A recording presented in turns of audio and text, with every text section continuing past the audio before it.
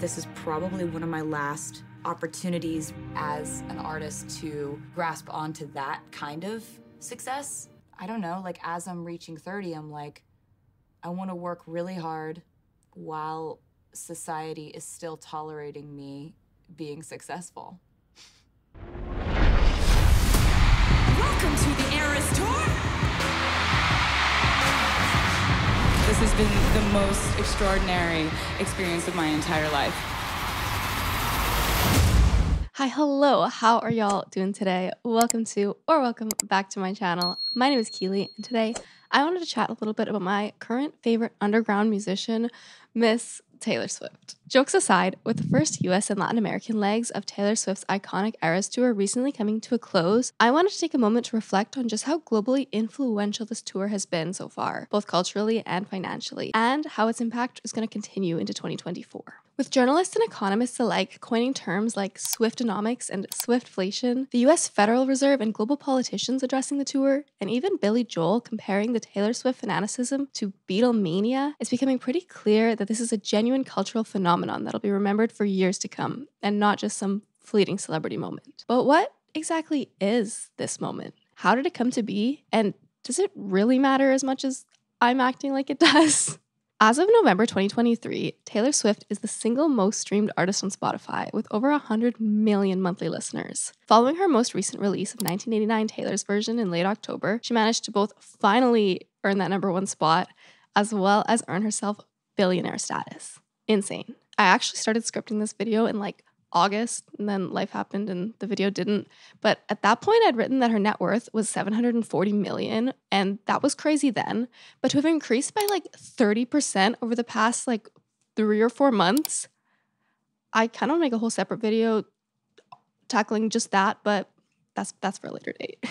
Between her music catalog, her incredibly dedicated fan base, and her record-breaking Eras Tour, according to the US Federal Reserve, Taylor Swift managed to single-handedly delay the onset of an impending recession. At this point, even if you were literally living under a rock, you probably would have heard her music by now, because the impact of her recent Eras Tour has been truly earth-shaking, with both Seattle shows generating seismic activity equivalent to that of a 2.3 magnitude earthquake. Daughter of Andrea and Scott Swift, 12-time Grammy Award winner, American Music Awards Artist of the Decade, 2023 Time Magazine Person of the Year, honorary doctorate in fine arts holder, knower of so many cat breeds. Scottish Fold, Ragdoll, Ragamuffin, Maine Coon, British Short Hair, Exotic Short Hair, American Short Hair, Devon Rex, Cornish Rex, Sphinx Cat, Abyssinian, Persian, Siberian, Burmese, Norwegian Forest Cat, Ossa Cat, Bengal,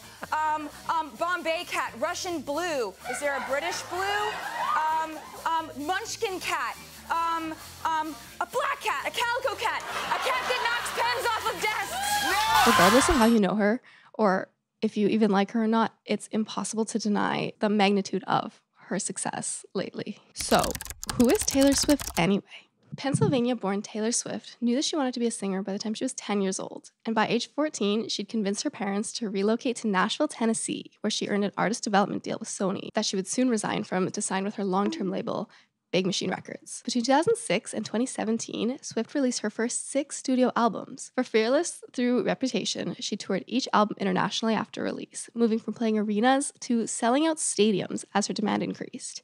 Each subsequent tour saw higher audience turnout and grossed more than the last, despite playing less and less shows each tour. In 2018, Taylor made a huge career decision and left Big Machine Records in favor of a new deal with Universal Music Group, with whom she released her 7th studio album, Lover, in August of 2019. Following the release of Lover, Taylor announced a mini tour of international festival dates, along with 4 US shows titled Loverfest. Fast forward to early 2020, the COVID-19 pandemic struck and lit the fuse of a chain reaction of events that would eventually lead to today's astronomically successful Eras Tour. A moment of silence for April 2020 me, who said, while working from home, surely this will blow over by July and we'll enjoy our trip to LA and Taylor Swift show, right?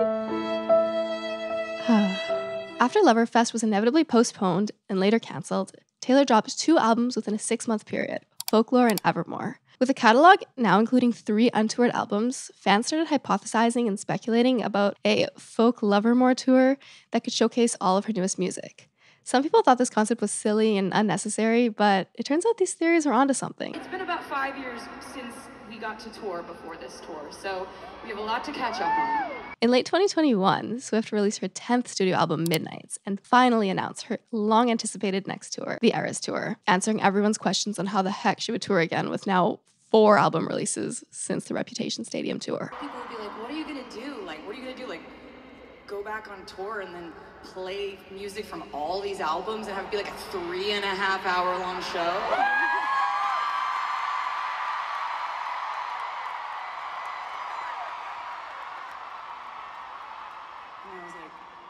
I was like, yeah, that's legitimately, that is the plan. That's what we're going to do. Within days of announcing the tour that already had double dates in some big cities, the tour was expanded to include at least 2 shows in every city visited, with many having 3, and Los Angeles ending the leg with 5 nights. The demand for Ticketmaster's verified fan program for these shows was record-breaking, with over 3.5 million registrants. On the day tickets went live, Swifties infamously crashed the Ticketmaster website with over 3.5 billion system requests from over 14 million unique users. This was 4 times their previous peak usage. Based on this demand alone, Taylor Swift would need to perform over 900 stadium shows in order to perform for everyone who wanted to be there. The situation was so chaotic and poorly handled, in fact, that a handful of fans filed a lawsuit against Ticketmaster, accusing the company of fraud, price fixing, and antitrust violations. We are not going to just settle. We want to see some change happen. We want to see a difference being made. Even Congress has scrutinized the company owned by Live Nation. We apologize to Ms. Swift. We need to do better, and we will do better.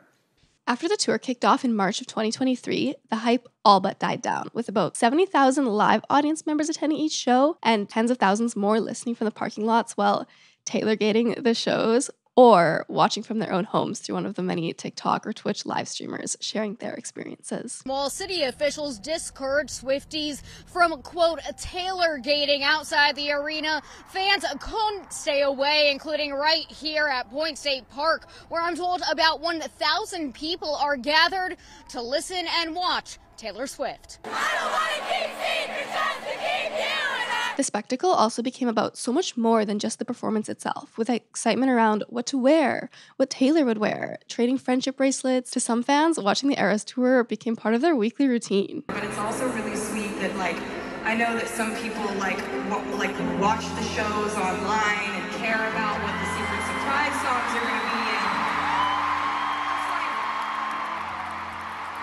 And just like anybody who's been following this tour, like it's your favorite sport. I love you so much. I appreciate you.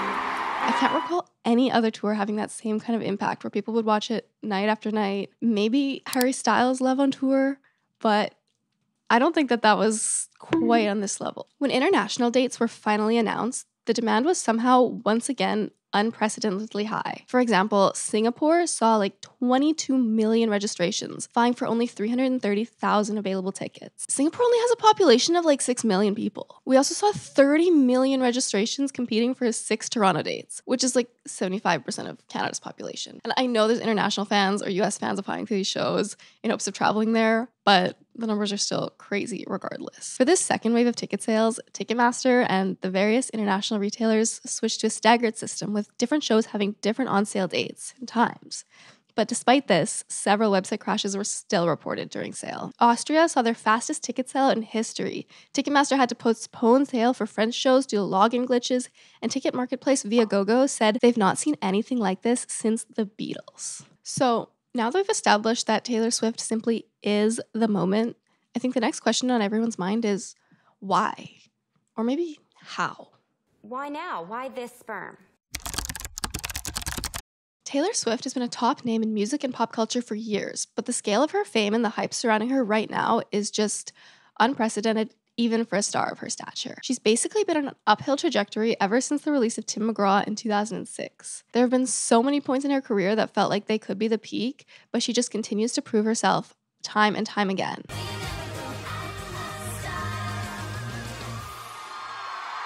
But after 16 or so years of an already very successful career, what is it about this moment in time that's making Taylor Swift seem like the singular most famous person to exist? Taylor Swift is always 13 steps ahead of her fan base and the media, and I think that this very intentional and methodical approach to all things career has been overwhelmingly helpful in getting her to the point where she's at today. I believe to say that she's just gotten lucky or it's just good timing would be discrediting all the work she puts in. Now, I also think it'd be a misstep to not acknowledge that she does come from a wealthy white American family, which certainly comes with its benefits. Between being able to relocate at a young age to a major music city like Nashville and having a parent who can invest $100,000 into the record label you're signed to certainly isn't the norm for your average aspiring artist. While it's hard to deny that this privilege almost certainly helped jumpstart her career in her teenage years, I don't think that her current celebrity status or the longevity of her career are the result of just that. Nepotism and money can get you pretty far in life, but at some point to maintain an uphill trajectory, one has got to prove themselves as worthy of their success by their own merit, and I think Taylor has done that time and time again. Her songwriting and storytelling skills are, I would argue, some of the best of our generation. Her ability to create music that resonates with people aged 8 to 80 in not one but several different genres is a testament to this. And her 3 Album of the Year Grammy wins will back me up on this. And the Grammy goes to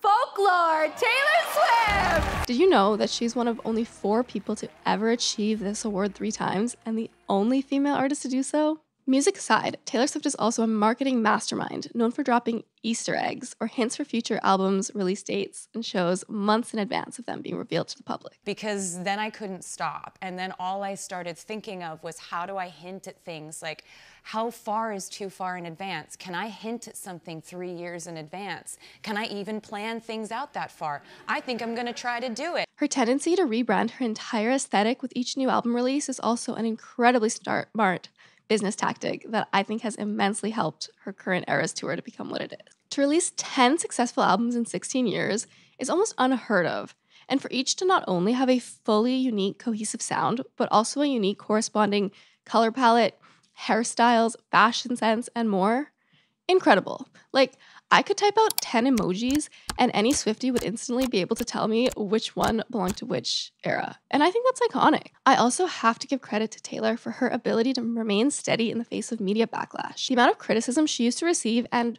really still does from some people, just for like being a 20-something-year-old woman and doing normal 20-something things like dating was ridiculous.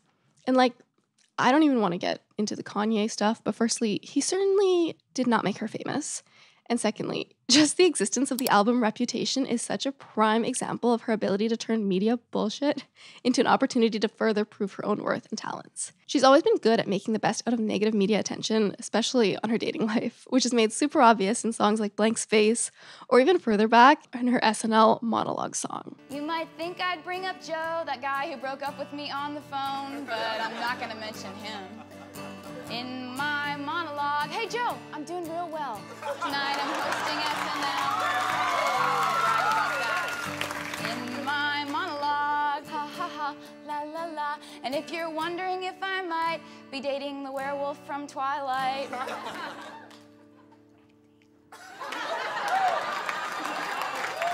I'm not gonna comment on that.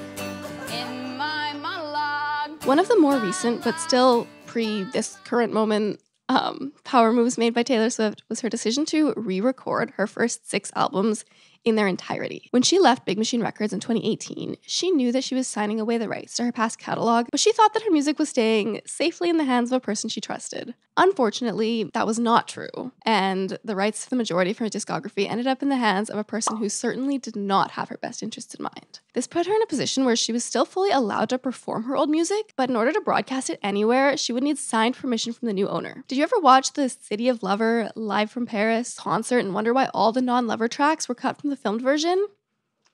Yeah. I truly believe that the work Taylor has put in over the past 15 years with every single album release has built up to the distinct success of this tour. I can't think of any other artist that could not only perform hit songs from 9 different albums, a moment of silence for the debut stands, but could also have a different cohesive style, visual aesthetic, and energy that makes each one identifiable in its own right. Like, greatest hits tours are not a new concept by any means, especially for artists with a large music catalog, and any regular album tour will often retain hits from earlier releases on their set list as well, but this specific taking you on a tour of my discography one album at a time thing is so unique and so well executed. The show itself is incredible, featuring 2 opening acts in most cities, followed by Taylor's own performance of like 3 hours and over 40 songs. That makes it like a 5-hour show from start to finish. If you go early to buy merch and trade friendship bracelets, it can be a whole day affair rather than just a night out like some concerts. Taylor also has a way of making every single show special so that even though most of the show remains the same night after night, it's still fresh and exciting each time around. By rotating different opening acts, new outfit variations, sometimes special guests, and of course everyone's favorite, surprise songs, she is able to make sure that the hype never dies down, even months in. She's even now announced 2 of her re-recordings, Speak Now and 1989 Taylor's version, on stage, allowing her to combine her girl boss, slay, owning her own music, F you Big Machine hype with her possibly most iconic tour of all time hype. Homegirl knows what she's doing, and personally, I'm here for it every step of the way. Her dedication to the show was certainly tested during her 3rd night in Nashville when intense storms caused a 4-hour delay. The venue was urging audience members to take shelter from the downpour. They were waiting out lightning. Taylor patiently waited until the storm subsided enough to safely still perform, and she still played her entire set list in the rain until about 1 a.m. Unsafe weather did also force her to call off shows more recently in Argentina and Rio this November, but she swiftly rescheduled both of these shows for the following Sunday and Monday of their respective weekends and ensured that all tickets would still be honored. Certain airlines even respected this decision to the point of offering free flight changes for out-of-town attendees, which is unheard of. Shout out to those airlines. I do think that Swifties also deserve some credit here in making the Eras Tour the absolute cultural phenomenon that it is as well, with so many fan-made traditions elevating the already so highly hyped up event. One huge example of this is in the friendship bracelet trading. Now, I know Swifties didn't invent friendship bracelets, and trading candy has been a staple of rave and festival culture since the 90s, but Swifties have really brought this trend to the mainstream this year. This summer, I saw people wearing and trading bracelets at almost every concert I went to, namely Maisie Peters, Louis Tomlinson, and Renee Rapp. It's really just become a part of pop music culture. Fans have made an event out of every single aspect of this tour, with outfit inspo TikToks, tour vlogs, and maybe most excitingly, predictions. Guessing what surprise songs might get played and if she'll wear the gold or the purple Speak Now ball gown became a nightly tradition, with one Swiftie taking it as far as to create something called Swiftball. Basically, a fantasy football draft, but for the Eras Tour. Swiftball includes predictions on surprise songs, special guests, outfits, and potential announcements, with fans competing to see who can earn the most points through correct guesses. The Eras Tour is projected to become the highest grossing tour of all time, and the first ever to surpass a gross income of over $1 billion, and by no small margin either. Depending on who you ask, the revenue projections range from 1.4 to like 2.2 billion US dollars, maybe more by now. Definitely more by now, according to this Economic Times article. Taylor will be stealing this title from none other than Elton John, who only just earned it earlier this year after 5 years of his farewell Yellow Brick Road tour, which was the first tour to ever gross over 800 million. Previous holders of this record include Ed Sheeran's Divide tour, which concluded in 2019, and U2's 2009 through 2011 360 Degrees tour. On top of the tour revenue itself, Eras is also projected to generate close to $5 billion USD in economic impact in the cities visited due to consumer spending on travel and other related expenses. If Taylor Swift were an economy, she'd be bigger than 50 countries, says Dan Fleetwood, president of market research company Question Pro. Speaking of successful concert tours, 2023 also saw Beyoncé's Renaissance World Tour, which brought in over $500 million, making her currently the record holder for the most profitable tour by a female artist, which is so incredibly impressive. Tangent, but I just love to see successful women. Taylor's tour across the US this year has brought with it waves of spending across various industries, but especially tourism. Has not been performing, of course, in every major city, nor can she. So how does this alter the overall economic impact? Yes, that's a good question, because I did the Swiftonomics story back in November when she first announced the tour, and we were writing about what was going to happen regarding tickets, regarding travel. And then a couple months ago, I actually revisited the story and I focused on travel specifically. And it was really interesting to see not only the long distances that people would go to see her, but also the fact that it's not only about the travel, it's not only about the airfare, the gas, it's also about hotels, it's also about restaurants. Yeah. So there are so many industries that are benefiting from that. The Federal Reserve Beige Book edition from July this year even shouted her out directly, highlighting that May was the strongest month for hotel revenue in Philadelphia since the onset of the pandemic. in large part due to an influx of guests for the Taylor Swift concerts in the city. Julie Calvert, CEO of tourism agency Visit Cincinnati, also commented on the phenomenon, saying that Swift's influence on tourism is a testament to her ability to captivate audiences and drive economic growth, after seeing Swifties bring in over $2.6 million USD to hotels in downtown Cincinnati and $5.3 million to hotels in surrounding areas. Las Vegas Convention and Visitors Authority also credit the tour with restoring their local economy to pre-pandemic levels for the first time. Illinois Governor J.B. Pritzker credits Taylor with helping to revive the state's tourism industry after her 3-night run in Chicago contributed to breaking an all-time hotel occupancy record for a single weekend. Her 6-night run in Los Angeles generated a $320 million boost to the county's GDP, and just 2 nights in Denver brought an estimated $140 million to the city. I could go on, but you probably get the idea. Analysts have even been referring to this economic boost cities are seeing as the T-Swift lift. These economic influxes aren't limited to the tourism industry either. Due to the friendship bracelet trend, Michael's craft stores have seen a 40% increase chain-wide in sales of beads and jewelry kits, with increases as high as 500% in cities with tour stops. Several clothing retailers have also noticed Swift-inspired sales trends, with items like sparkly boots and sequin dresses seeing huge spikes in demand throughout the Eras Tour. Some stores, such as Altered State, for example, are using this to their advantage and marketing items as specific eras or as things to wear to the show. International impact. I myself am Canadian, and when the initial tour dates dropped, I was disappointed but not surprised to see Canada be sidelined. It was nothing new to me, as Taylor hasn't visited my hometown since 2009 on her Fearless tour, my first ever concert and my only time seeing her before my Eras show. And with each tour, the Canadian dates became fewer and further between, with Toronto, Ontario being the only Canadian stop on the Reputation Stadium tour. However, while I accepted that my only shot at seeing her was a road trip to Seattle, my politicians were out there fighting for our right to a Taylor Swift concert. Infamously, Prime Minister Justin Trudeau tweeted at Taylor, "It's me. Hi.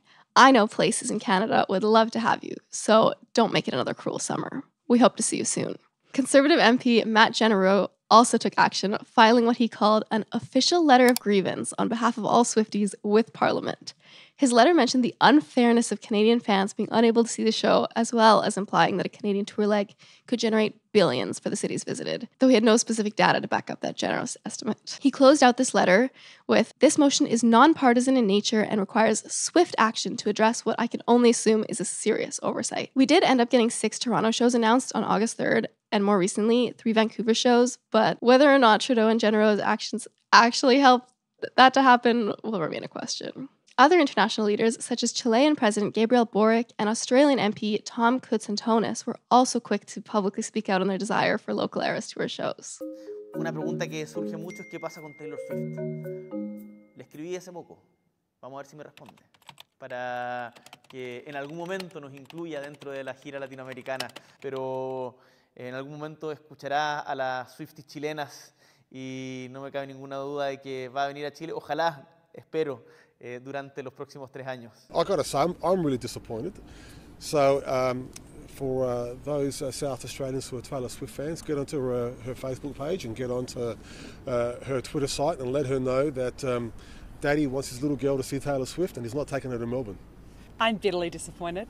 I was very, very excited for some Taylor time. My 6-year-old was very excited, and I will be speaking with all of my colleagues and potentially doing a grievance in Parliament next week to try to encourage Taylor to please come to town. While I know we'd all love to believe that Justin Trudeau and Gabriel Boric are just huge Swifties, I think there's a little bit more they're hoping to gain from these requests than just a fun Saturday night out. After hearing the stats I just listed a moment ago, it makes a lot of sense. What politician wouldn't want an easy $100 million economic boost to their city? The amount that Swifties are willing to pay in travel, lodging, food, and clothing just for this tour is invaluable to a struggling economy. Since Vancouver dates were recently announced, I decided to take a look at hotel prices just out of curiosity, and hotels for that weekend are booking anywhere from double to like 6 times regular prices. Take a look at this exact same hotel for a weekend in February versus Eras Tour weekend. At least for the ones that aren't already fully booked. even a year out. Regions with only nearby shows are also seeing some of this tourism benefit as well, with Air New Zealand adding 2,000 extra seats on flights between New Zealand and Australia over the 2 weekends that Taylor Swift will be playing in Melbourne and Sydney. With tourism revenue still struggling to return to pre-pandemic levels in many parts of the world,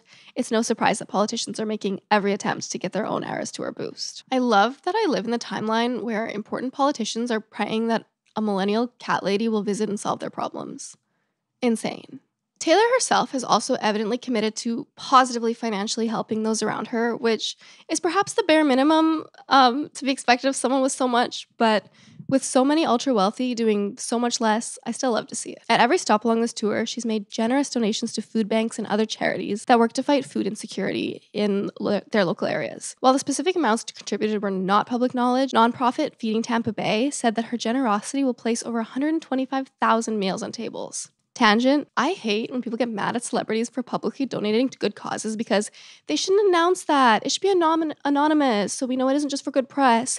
But then, when they don't publicly help, the same people will be critical and accuse them of not using their wealth to help when they could. So, anyways, I digress. Near the end of the first leg of her tour, Swift also thanked her tour staff with bonuses amounting to over $55 million US, including $100,000 to each truck driver that's been on the road with her, which is so much more than a lot of artists do, so once again, I love to see it. The resale market. Taylor's team and the local economies visited don't seem to be the only ones profiting off the Eras Tour, based on the ridiculous resale ticket prices we've been seeing across the board. It seems like lots of people have noticed this high demand for tickets and have decided that they too want a piece of the profit. Ticket prices will still be sky high as long as there's sky high demand and limited supply. When Toronto tickets were announced and I found myself on the wait list, I definitely considered trying to snag aftermarket tickets, but when I saw nosebleeds posted at $5,000 a piece the day before any pre-sale tickets had even been secured, I all but gave up on that dream. This month, I tried once again for Vancouver. No luck. But if anyone's trying to sell face value Vancouver tickets, you know where to find me.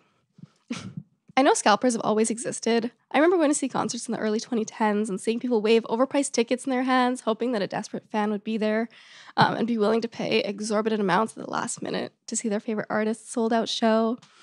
Nowadays, and probably then too, I know online ticket sales aren't that new. It seems that if you want to see a popular artist and don't get lucky enough to be selected for a verified fan, your only option becomes to shell out thousands of dollars. On the day codes went out for Vancouver pre-sales and I found myself waitlisted, I was talking to people at my workplace about the situation, and one person told me that one of their friends was pissed about not getting verified fan because I have a wedding to pay for and I need that money. Insane. We have people signing up for verified fan just to make money. Ticketmaster, you need a better way of finding out who is a verified fan. But regardless, with just the crazy demand for this concert and how badly people want to see it, there is also a huge lineup of people who are shamelessly ready to take advantage of fans just to pocket the extra money on their own. And I know this isn't solely a Taylor Swift problem, and that if we just didn't exist in such a top-heavy capitalistic society in the first place, people wouldn't be so desperate for cash in this way. But it really is disheartening seeing real fans miss out on the opportunity of a lifetime just to be exploited. It's also sad because every show, despite being fully sold out, will often have empty seats at the end of the day because there are people who bought tickets to resell and they don't all get resold. So some seats end up being empty while some fans who live in those cities fully would have gone and paid face value for it too. It's a flawed system. Ticketmaster, sort yourself out. Now, even during her breaks between tour segments, Taylor Swift has still been managing to grab headlines everywhere she goes, her star not falling for a second. Between selling out movie theaters internationally and single-handedly boosting NFL viewership and jersey sales, she's a force to be reckoned with, and I, for one, cannot wait to continue watching the trajectory of her career and influence as the Eras Tour continues. If you made it this far, thank you so much for sticking with me and watching the video. I hope you learned something or just enjoyed listening to me talk. I know I had a good time talking. Once again, thank you so much for watching. Don't forget to like, comment, subscribe if you want to hear more from me, and I will hopefully catch you in the next one. All right, goodbye. This has been the most extraordinary experience of my entire life.